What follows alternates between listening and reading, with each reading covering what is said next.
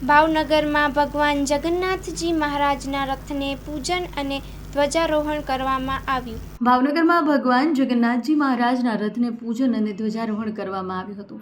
ભાવનગર સુભાષનગર મંદિર ખાતે વર્ષો જૂની પરંપરા મુજબ અખાત્રીજ નિમિત્તે જગન્નાથજી મહારાજના રથને પૂજન વિધિ ધ્વજારોહણ કરવામાં આવ્યું હતું।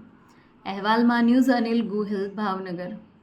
પરંપરા મુજબ અષાઢી બીજના રોજ ભગવાન શ્રી જગન્નાથજીની રથયાત્રાનું ભવ્ય આયોજન થાય છે। ગુજરાતની બીજા નંબરની અને હિન્દુસ્તાનની ત્રીજા નંબરની આ રથયાત્રા આગામી 27 જૂનના રોજ ભાવનગરની અંદર પ્રસ્થાન થવાની છે।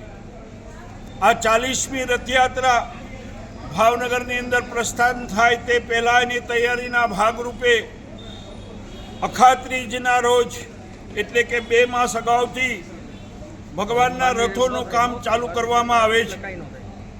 જગન્નાથપુરીની અંદર રથયાત્રા પૂર્ણ થયા પછી 3 રથોનું વિસર્જન કરવામાં આવે છે અને આજના રોજ અખાત્રીજથી નવા રથોનું ત્યાં એ નિર્માણ કરવાનું કાર્ય ચાલુ થાય છે।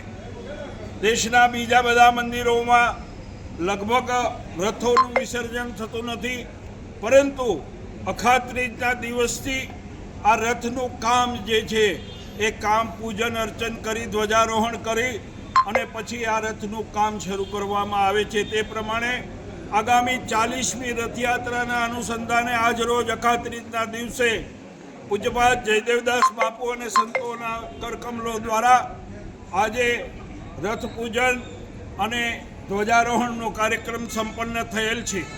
આ પ્રસંગે મોટી સંખ્યામાં બધા કાર્યકર્તા મિત્રો, શુભેચ્છકો વગેરે ઉપસ્થિત રહ્યા છે અને આ કાર્યક્રમ આજે સંપન્ન થયેલ છે।